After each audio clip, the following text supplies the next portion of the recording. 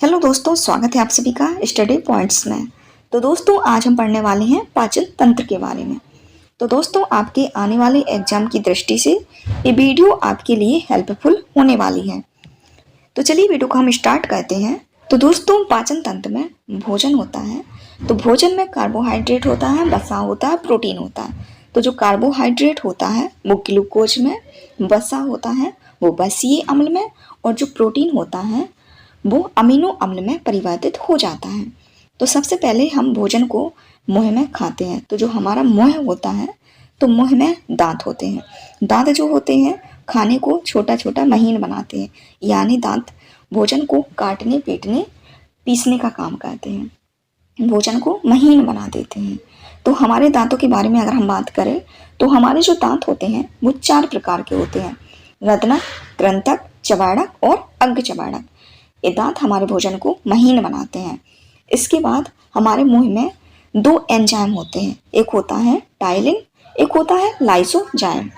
तो दोस्तों जो लाइसोजाइम होता है, खाना खाते हैं तो हमारे खाने में कोई विषैला पदार्थ होता है, तो लाइसोजाइम एंजाइम जो होता है वो भोजन में आए हुए विषैले पदार्थ को नष्ट कर देता है। और जो टाइलिन एंजाइम होता है दोस्तों, वो हमारे खाने में जो स्टार्च होता है, स्टार्च का पाचन करता है। ठीक है। तो जो हमारा खाना था वो मुंह से जाकर ग्रसनी और ग्रास नली से होते हुए अब आमाशय में प्रवेश करता है। तो हमारे आमाशय में जठर ग्रंथि होती है दीवारों पर, और जठर ग्रंथि से जठर रस निकलते हैं। जैसे कि जठर रस में HCl होता है, पेप्सिन होता है और रेनिन, ये सभी एंजाइम हैं। और पेप्सिन होता है और रेनिन होता है। जो पेप्सिन होता है, जो हमारे खाने में प्रोटीन होता है, उसको पेप्टोन्स में कन्वर्ट कर देता है, यानी कि परिवर्तित कर देता है। और जो रेनिन होता है वो दूध के पाचन में सहायक होता है। तो इधर आमाशय से अब भोजन जाता है छोटी आंत के ऊपरी एक हिस्सा होता है। तो छोटी आंत के ऊपरी हिस्से पर एक बिंदु होता है उधर, और ऊपर जो होता है जैसे कि यकृत है, तो यकृत में पित्तरस का निर्माण होता है और पित्तरस जमा होता है पित्ताशय में। तो दोस्तों एक ही क्वेश्चन एग्जाम में काफ़ी बार बनता है कि मानव शरीर की सबसे बड़ी ग्रंथि कौन सी है। तो दोस्तों मानव शरीर की सबसे बड़ी ग्रंथि यकृत है, और यकृत में पित्तरस का निर्माण होता है और पित्तरस जमा होता है पित्ताशय में। तो ये क्वेश्चन भी बनता है कि पित्तरस का निर्माण कहाँ होता है, तो पित्तरस का निर्माण यकृत में होता है।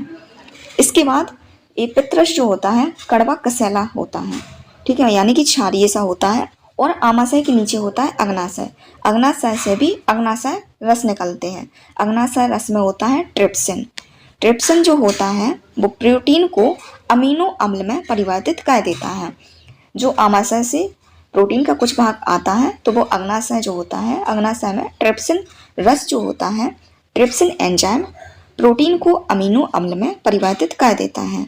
अब जो यकृत से पित्तरस है और प्रोटीन का जो अमीनो अम्ल है वो जाकर छोटी आंत में जमा होते हैं।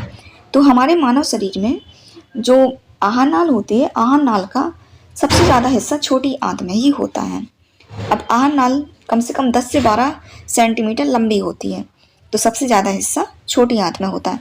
इधर भोजन का कुछ भाग ही बचता है छोटी आंत में। तो जो कुछ भाग बचता है तो इसमें से बचे हुए भाग में से जल और खनिज लवणों का अवशोषण किया जाता है, और फिर इसके बाद जो अपशिष्ट होता है तो अपशिष्ट को बड़ी आंत द्वारा गुदा से बाहर कर दिया जाता है। और जैसे कि दोस्तों छोटी आंत के बारे में हम बात करें तो छोटी आंत में कुछ एंजाइम होते हैं। तो जैसे कि लैक्टोज हो गया, लाइपेज हो गया, माल्टोज हो गया, सुक्रोज और रेप्सिन, ये एंजाइम जो हैं छोटी आंत में होते हैं। तो अगर आपको छोटी आंत में निकलने वाले एंजाइम के बारे में ट्रिक चाहिए तो मैं आपको एक ट्रिक बता देती हूँ कि आप इसे कैसे याद कर सकते हैं छोटी आंत के एंजाइमों को। तो आप छोटी आंत की एंजाइमों को लैला मां सुई से आप छोटी आंत के एंजाइम को याद कर सकते हो। लैला मां सुई जैसे मतलब कि लैला, ले से हो गया लैक्टोज, ला से हो गया लाइपेज, मां से हो गया माल्टोज, सू से हो गया सुक्रोज और ई से हो गया रेप्सिन। तो दोस्तों आप ऐसे छोटी आंत में निकलने वाले एंजाइमों को याद कर सकते हैं। चलिए दोस्तों, तो अब हम कुछ प्रश्नों को लगा लेते हैं जिससे हमें सभी प्रश्न अच्छे से याद रहे। तो पहला क्वेश्चन है, लार किसकी पाचन में मदद करती है। तो दोस्तों आपको इन्हें सॉल्व करने के लिए 2 सेकंड का समय दिया गया है, तो जल्दी से कमेंट कीजिए।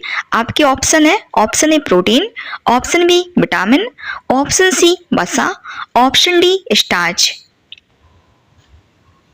तो दोस्तों लार स्टार्च की पाचन में मदद करती है, तो राइट आंसर ऑप्शन डी। इसके बाद आपका अगला क्वेश्चन है, शरीर के किस भाग में पित्तरस का निर्माण होता है। आपके ऑप्शन है, ऑप्शन ए आमाशय, ऑप्शन बी यकृत, ऑप्शन सी हृदय, ऑप्शन डी फेफड़ा। शरीर के यकृत भाग में पित्तरस का निर्माण होता है, तो आपका राइट आंसर ऑप्शन बी हो जाएगा, यकृत। इसके बाद आपका अगला क्वेश्चन है, पित्तरस कहाँ जमा होता है। आपके ऑप्शन है, ऑप्शन ए पित्ताशय में, ऑप्शन बी ग्रहणी में, ऑप्शन सी यकृत में, ऑप्शन डी प्लीहा में। पित्तरस पित्ताशय में जमा होता है, तो आपका राइट आंसर ऑप्शन ए हो जाएगा, पित्ताशय। इसके बाद आपका अगला क्वेश्चन है, एंजाइम क्या है। आपके ऑप्शन है, option A vitamin, option B bacteria, option C जैव उत्प्रेरक, ऑप्शन डी वायरस। तो दोस्तों एंजाइम जैव उत्प्रेरक है, तो आपका राइट आंसर ऑप्शन सी हो जाएगा, जैव उत्प्रेरक। इसके बाद आपका अगला क्वेश्चन है, दांत कितने प्रकार के होते हैं। तो दोस्तों आपके ऑप्शन है, option A 2, option B 3, option C 4, option D 5। तो दोस्तों दांत 4 प्रकार के होते हैं, तो आपका राइट आंसर ऑप्शन सी हो जाएगा, 4। इसके बाद आपका अगला क्वेश्चन है, लार में कौन सा एंजाइम पाया जाता है।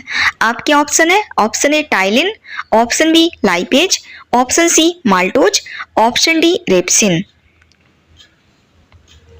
लार में टाइलिन एंजाइम पाया जाता है, तो आपका राइट आंसर ऑप्शन ए हो जाएगा, टाइलिन।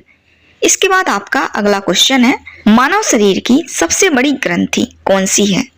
तो दोस्तों आपके ऑप्शन है, ऑप्शन ए यकृत, ऑप्शन बी आमाशय, ऑप्शन सी अग्नाशय, ऑप्शन डी हृदय। मानव शरीर की सबसे बड़ी ग्रंथि यकृत है, तो आपका राइट आंसर ऑप्शन ए हो जाएगा, यकृत। इसके बाद आपका अगला क्वेश्चन है, मनुष्य के अस्थायी दांत कितने होते हैं। तो दोस्तों जल्दी से कमेंट कीजिए कि मनुष्य के अस्थायी दांत कितने होते हैं। आपके ऑप्शन है, option A 20, option B 30, option C 40, option D 32। तो दोस्तों मनुष्य के अस्थायी दांत 20 होते हैं, तो आपका राइट आंसर ऑप्शन ए हो जाएगा, 20। इसके बाद आपका अगला क्वेश्चन है, दांत मुख्य रूप से किसके बने होते हैं। ऑप्शन ए एनेमल के, ऑप्शन बी डेंटाइन के, ऑप्शन सी मज्जा के, ऑप्शन डी। तो दोस्तों दांत मुख्य रूप से डेंटाइन के बने होते हैं, तो आपका राइट आंसर ऑप्शन बी हो जाएगा, डेंटाइन के। इसके बाद आपका अगला क्वेश्चन है, मानव शरीर का कौन सा अंग रक्त का शुद्धिकरण से संबंधित है। आपके ऑप्शन है, ऑप्शन ए हृदय, ऑप्शन बी पित्ताशय, ऑप्शन सी गुर्दे, ऑप्शन डी स्प्लीन। तो दोस्तों मानव शरीर का गुर्दा अंग रक्त की शुद्धिकरण से संबंधित है, तो आपका राइट आंसर ऑप्शन सी हो जाएगा, गुर्दा। तो दोस्तों आपको वीडियो कैसी लगी कमेंट बॉक्स में बताएं, और दोस्तों अभी तक आपने वीडियो को लाइक नहीं किया है तो वीडियो को लाइक कर दीजिए, और आपने अभी चैनल को सब्सक्राइब नहीं किया है तो चैनल को भी सब्सक्राइब कर लीजिए। आपको इस चैनल पर जीके से रिलेटेड साइंस, रीजनिंग, मैथ सभी के टॉपिक्स मिलते रहेंगे, और आपके किसी भी एग्जाम को लेकर कोई क्वेश्चन या फिर डाउट है तो आप कमेंट बॉक्स में पूछ सकते हो, हम आपका रिप्लाई जरूर देंगे।